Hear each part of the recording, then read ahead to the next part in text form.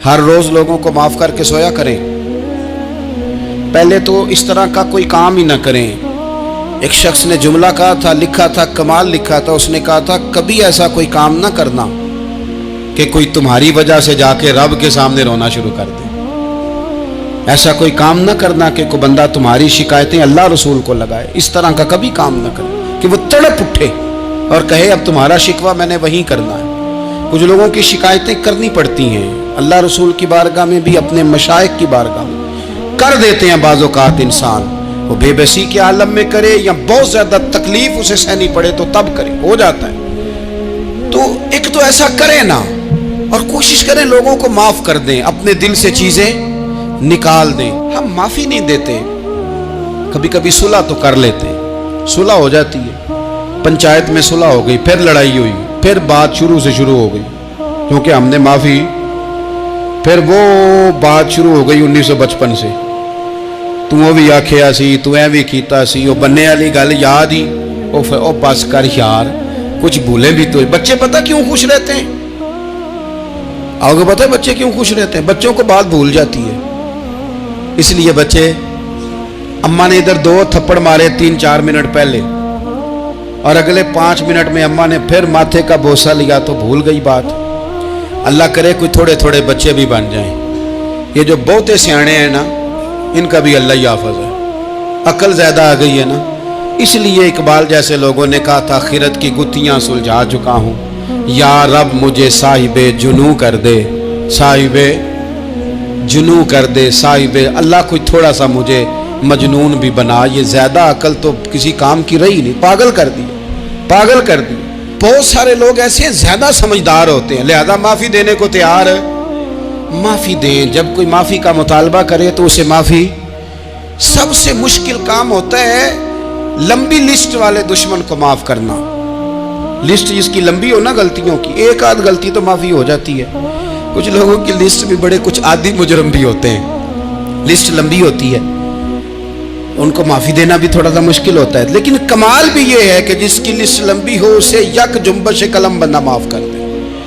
کوئی چھٹی ہو گئی، جا تجھے معاف کیا. اور یہ ہمیں کیوں کرنا چاہیے کہ میرا رب بھی ایسے کرتا ہے، میرا رب بھی ایسے، وہ گنواتا تو نہیں نا، یہ بھی کیا، یہ بھی کیا، یہ بھی کیا. حضور فرماتے ہیں، ذرا سننا حدیث، حضور فرماتے ہیں کچھ لوگوں پہ اللہ کرم کی چادر ڈال کے نا قیامت والے دن، یہاں بھی اس نے پردہ رکھا تھا تو وہاں بھی کرم کی چادر ان پہ ڈلے گی. تو اللہ فرمائے گا یہ گناہ کیے تو چھوٹے چھوٹے گناہ اس کے گنوائے جائیں گے. یہ اب وہ ڈرے گا، چونکہ پتہ تے سارا ہے نا سردار نو کیتیاں دا. اب وہ ڈرے گا، چھوٹے چھوٹے گناہ اس کے گنو، تو اس کا خیال ہے بڑے بڑے بھی نہ سامنے آ جائیں. چھوٹی چھوٹی غلطیاں اس کی گنوائی جا رہی ہیں تو ڈر رہا ہے، کانپ رہا ہے. قربان جائیں نبی پاک کے لفظوں پہ. کچھ گلاں اجیاں نے قرآن پاک اجیاں نے، یہ نا میری دادی کہا کرتی تھی، میری اماں کہا کرتی تھی، اے کچھ کام اجائے نے، کچھ گلاں اجیاں نے کہ اتنے دل کرتا ہے صفحہ بند ہو جانا ہے تو معافی ہو جانی، یعنی ختم ہے یہ بات، اس سے آگے کسی نے سوال پوچھنا ہی نہیں. چھوٹے چھوٹے گناہوں کا اللہ تذکرہ فرمائیں، یہ کیا یہ کیا یہ کیا، یا اللہ ہو گیا. اب بندہ ڈر رہا ہے کہ بڑے بڑے بھی سامنے آ جائیں گے، لیکن چھوٹے گناہوں پہ ہی فل سٹاپ لگا کے نا تو رب فرمائے گا یہ جو تیرے گناہ ہیں نا اس کے بدلے تجھے نیکیاں دی جا رہی ہیں. تو نے سچی توبہ کی تھی تو ان گناہوں کو بدل کے نیکیاں بنایا جا رہی ہیں. پہلے ڈر رہا تھا، حضور فرماتے ہیں، اب فٹافٹ بول پڑا، کہنے لگا یا اللہ میں نے تو بڑے بڑے بھی کیے ہیں. یعنی اگر چھوٹوں کی نیکیاں بن گئی ہے تو وہ پاپ کدھر ہیں، بڑے بڑے وہ میرے کدھر ہیں. کریم یہ بات کر رہے ہیں اور صحابہ رو رہے ہیں، میں نے تو بڑے بڑے بھی کیے ہیں، بڑے بڑے کدھر ہیں. اللہ تعالیٰ بندوں کو معاف فرماتا ہے، رب اپنے بندوں کو وہ معاف کرتا ہے. اگر اللہ معاف نہ کرے تو جتنے جرم ہمارے رب کو ہمارا پتہ ہے. بتاؤ سویرے روٹی ملے، سانس ملے، شعور قائم رہے، جب مالک اتنا معاف کرتا ہے تو ہم اس کے بندوں کو کیوں نہیں معاف کرتے؟ کر دے معاف. اور کچھ لوگ ایسے ہوتے ہیں جن سے امید نہیں ہوتی، اپنے ہوتے ہیں کہ یہ والا جملہ، اور بندہ کہتا ہے یار تجھے تو نہیں نہ کہنا چاہیے تھا، کوئی اور کہتا مجھے. کہتے ہیں، یہ نہ سمجھیں کہ لوگ کہتے نہیں، کہنے والے یہ بات ہی آپ چھوڑ دیں کہ کوئی آپ کو کچھ کہے گا نہیں، یہ چھوڑ دیں۔ مخلوق تو اس طرح کی بات ڈھونڈ کے لاتی ہے کہ انسان پریشان ہو جاتا ہے کہ یار میں یہ کر سکتا تھا، میں نے کیا نہیں، اور جو میں نے کیا نہیں وہ تو نے میرے کھاتے ڈال دیا ہے۔ دو لوگ بیٹھے تھے نا حرم مکہ میں، ایک صاحب کہہ رہے تھے کہ میرے اوپر وہ بدر میں جو قتل ہو گئے کفار، ان کا ذکر چل رہا تھا، تو دونوں گفتگو کر رہے تھے بدر میں ہمارے اتنے لوگ مسلمانوں نے مار دیے۔ تو ایک ان میں کہنے لگے کہ اگر میرے اوپر قرض نہ ہوتا اور میرے چھوٹے چھوٹے بچے نہ ہوتے تو میں تو تلوار لے کے جاتا اور مدینہ شریف جا کے معاذ اللہ بدلہ لے آتا۔ دوسرا کہنے لگا میں دیتا ہوں نا تیرے بچوں کا خرچہ بھی، اور میں تیرا قرضہ بھی اتارتا ہوں، تو جا۔ اس نے کہا پکی بات ہے؟ کہا ہاں، قرضہ بھی میں اتار دوں گا، تیرے بچوں کا خرچ بھی اٹھاؤں گا، تو جا۔ اس نے خنجر تیار کیا، تلوار تیار کی، گھوڑے پہ بیٹھا، گلے میں وہ تلوار اس نے اپنے ڈالی اور مدینہ شریف آ گیا۔ اتفاق کی بات یہ کہ ملاقات حضرت عمر سے ہوئی۔ جناب عمر کہنے لگے مجھے تیری نیت ٹھیک نہیں لگتی۔ پکڑا کدھر آئے ہو؟ کہنے لگا میں تو بدر کے قیدیوں کے بارے میں بات کرنے آیا۔ فرمایا تلوار لے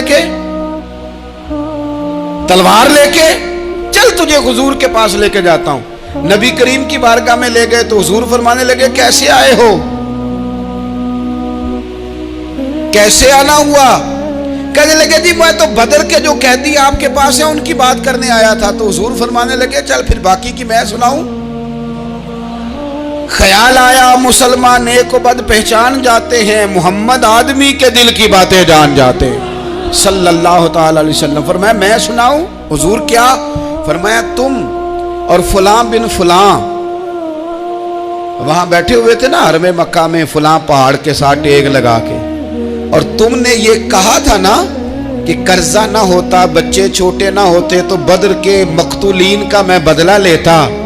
یہ سارا کچھ طے کر کے پھر آئے ہو تلوار لے کے، اور یہاں کہتے ہو میں قیدیوں کے بارے میں بات کرنے آیا تھا۔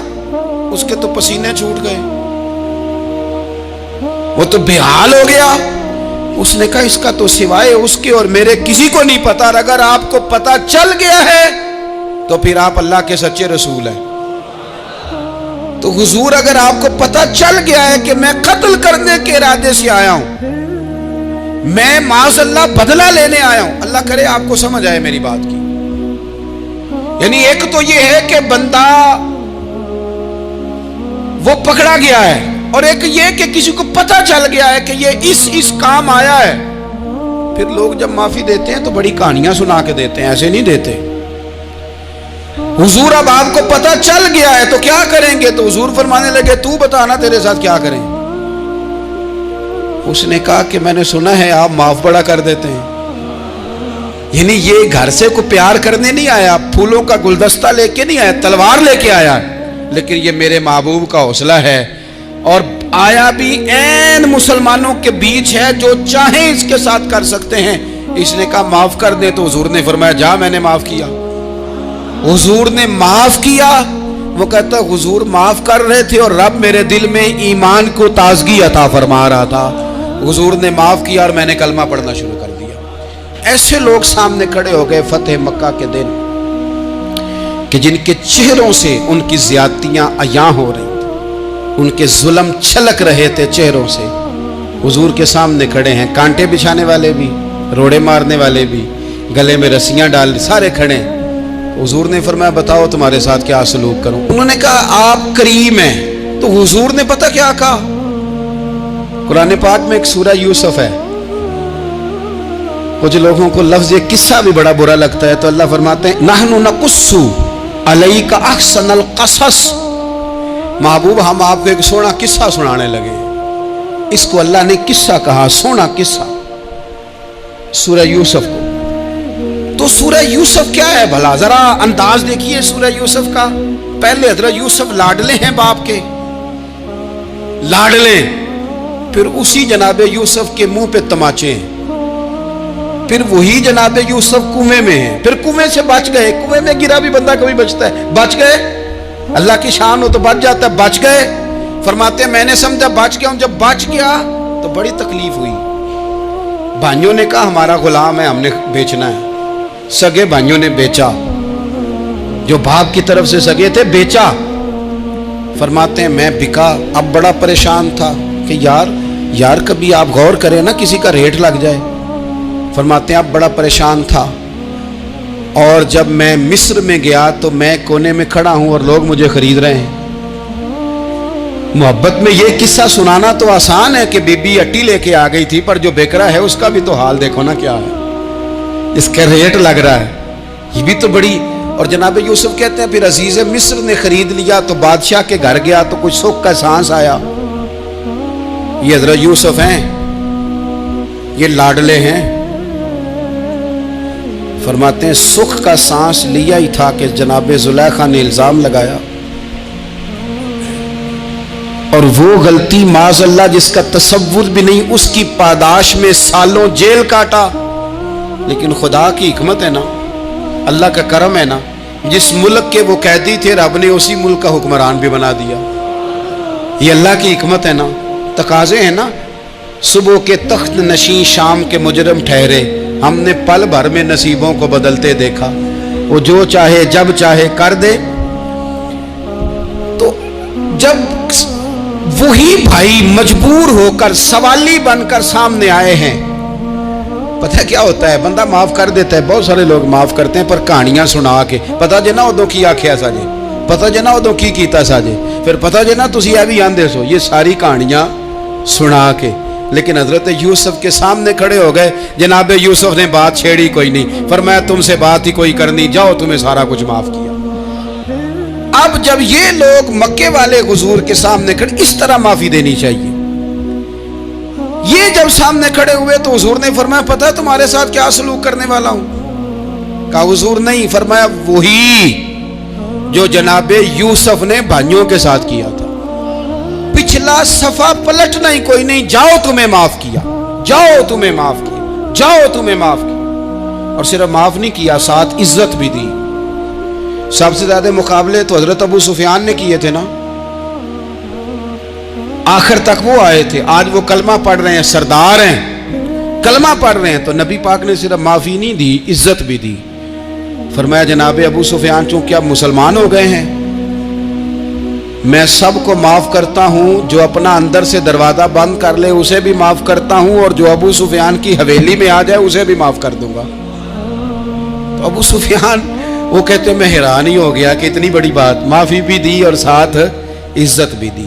تو آج جو سبق آپ کی خدمت میں میں نے عرض کیا ہے، اس کو آپ امید ہے یاد رکھیں گے. ایک تو یہ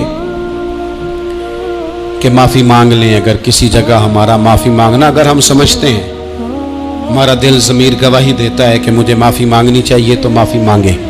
اور دوسرا پھر معافی دیں بھی، اور معافی دیں، سیاسی صلح نہ کریں. معافی دیں تو پھر واقعہ ہی دیں، دل سے دیں.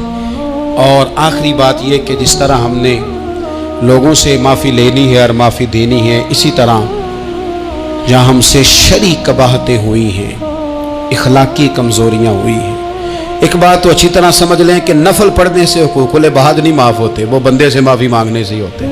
ساری رات کو بندہ تسبیح پڑھے اور کہے کہ میں نے اماں کی نافرمانی کیا تو معافی ہو جائے گی، نہیں، وہ اماں ہی معاف کرے گی تو معافی ہوگی، وہ ابا ہی معاف کرے گا تو پھر ہی معافی ہوگی.